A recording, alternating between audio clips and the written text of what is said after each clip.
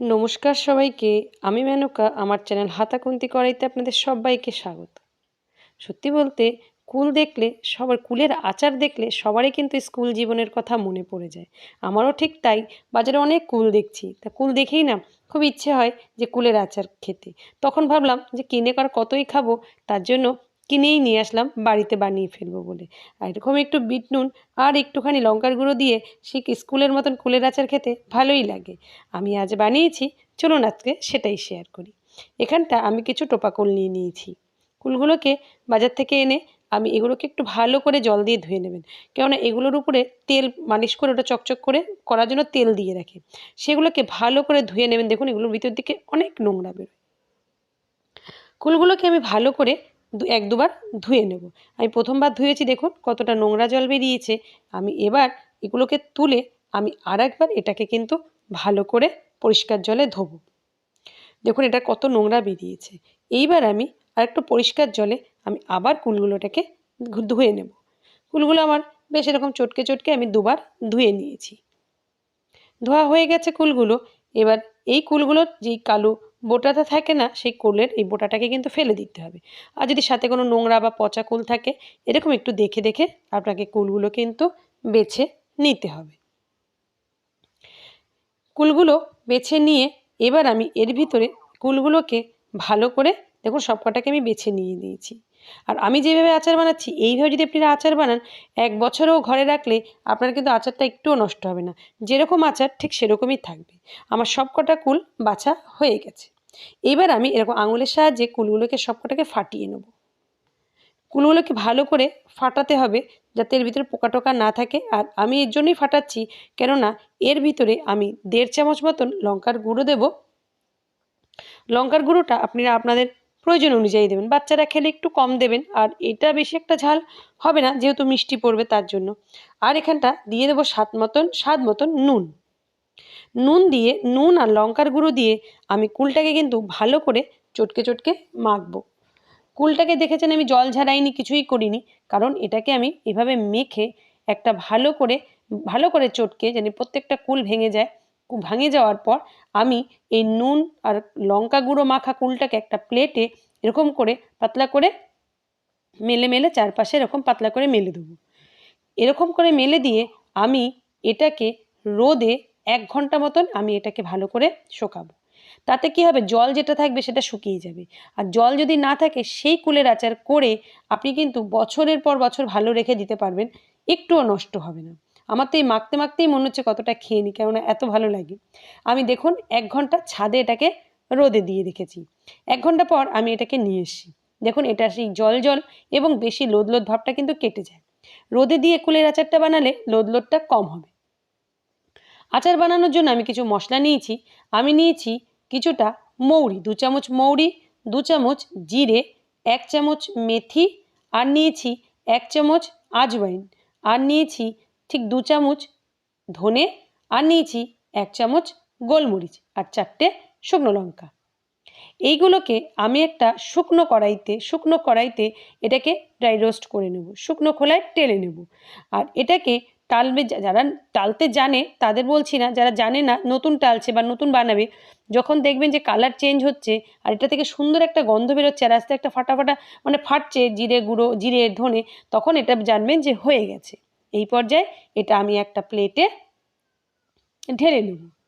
প্লেটে ঢেলে নেব আর মশলাটাকে ঠান্ডা করে একটা মিক্সিতে এটাকে কিন্তু একটুখানি দানা দানা করে পাউডার মতন করে নেবে। একদম পাউডার করবেন না, মিহি পাউডার, একটু দানা থাকলে মুখে পড়লে ভালো লাগে। আমি ওই গরম কড়াইতে 2 চামচ সর্ষের তেল দিয়ে সর্ষের তেলটাকে ভালো করে গরম করে তার মধ্যে 5 ফোড়ন দিয়ে দিয়েছি।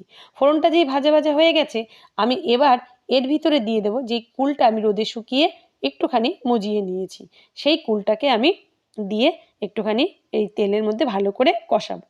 আর আমার এই আচারটায় আমি একটুও জল দেব না।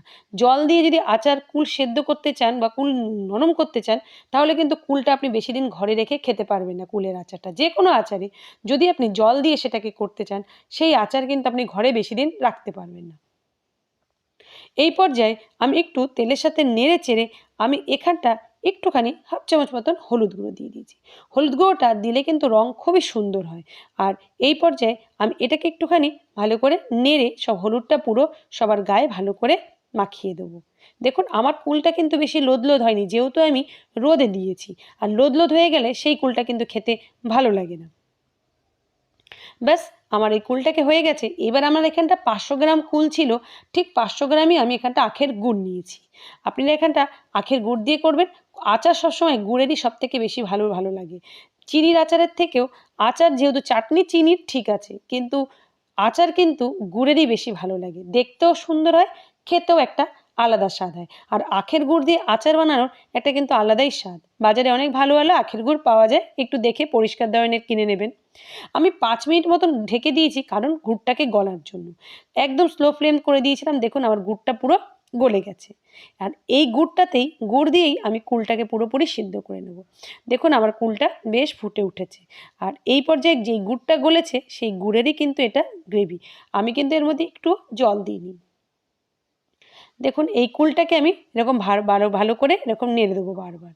আমি আর আমার মেয়ে স্কুল থেকে ফেরার পথে প্রায় রোজ আমাদের স্কুল মানে ফিরি যখন, একটা স্কুলের সামনে কুলের আচারের গাড়ি বসে। আমরা রোজ প্রায় খেতে আসি।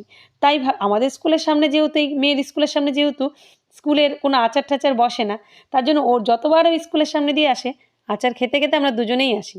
তাই বারবার প্রত্যেকদিন কিনে খাওয়ার থেকে ভাবলাম একটু ঘরে বানিয়েই নিই। বানিয়ে নিজের ঘরের জিনিস একদম ফ্রেশ, খেতে কিন্তু খুবই ভালোই লাগে।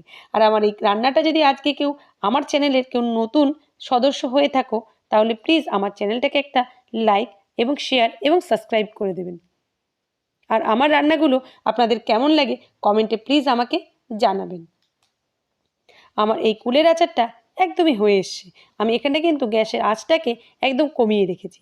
আর এটাকে কিন্তু বেশি জোর আঁচে দিয়ে করবেন না, তাতে বেশি পোড়া কালো হয়ে যেতে হবে। গুড়ে পোড়া লেগে গেলে তাহলে কিন্তু গুড় থেকে একটা বাজে, আচার থেকে একটা বাজে গন্ধ বেরোবে, তাহলে কিন্তু খেতে ভালো লাগবে না। এই পর্যায়ে আমি যেই ড্রাই মশলাটা করে রেখেছিলাম, শুকনো কলাই মশলাটা করেছিলাম, এটা একটু আদা ভাঙা করে দেখুন এই মশলাটা 2 চামচ মতন আমি এর উপরে দিয়ে দেবো। দিয়ে এটাকে আমি একটু ভালো করে নাড়াচাড়া করে মশলাটা সব কুলের আচারের গায়ে আমি লাগিয়ে দেবো। আর এখানটা একটু এখানটায় আমি 2 চামচ মতন ভিনিগার দিয়েছি। 2 চামচ ভিনিগার দিয়েছি এই কেননা এই আচারটা আপনি ঘরে রেখে দিলেও আপনার একটুও নষ্ট হবে না। আর যদি একটু রোদে দিয়ে রাখতে পারেন তাহলে তার কিছুই হবেই না, একদম পুরো ভালোই থাকবে। আমার পুরোপুরি আচারটা কিন্তু একদম হয়ে গেছে। দেখুন আচারটা কিন্তু বেশি লোদ হয়নি। একটু কিন্তু, যেহেতু আমি রোদে দিয়ে সেই লোদটাকে মানে শুকিয়ে ফেলেছিলাম, তার জন্য আমার কিন্তু এটা বেশি লোদ হয়নি। আর দেখুন দেখতে কত সুন্দর হয়েছে আমার এই কুলের আচারটা। এবার যদি এরকম একটা বাটিতে ঠিক আপনাকে পরিবেশন করা হয় একটু বিট নুন আর লঙ্কার গুঁড়ো দিয়ে, আপনার কিন্তু পুরো স্কুল জীবনের কথা মনে পড়ে যাবে যে আপনার স্কুল লাইফে আপনি এরকম খেয়েছেন। দেখতে আমার এই ভিডিওটা আপনাদের যদি ভালো লেগে যায়, আমার চ্যানেলটাকে একটা লাইক, শেয়ার এবং সাবস্ক্রাইব করে দেবেন। আর এতক্ষণ যে আমার এই ভিডিওটা দেখেছেন, বন্ধু-বান্ধবের মাঝে একটু শেয়ার করে দেবেন আমার ভিডিওটাকে। আর এই আমার ভিডিওটাকে এতক্ষণ যে আপনারা ধৈর্য ধরে দেখেছেন, তার জন্য আপনাদের অসংখ্য ধন্যবাদ। সবাই ভালো থাকবেন, সুস্থ থাকবেন এবং হাতাখুন্তি কড়াইয়ের সাথে থাকবেন।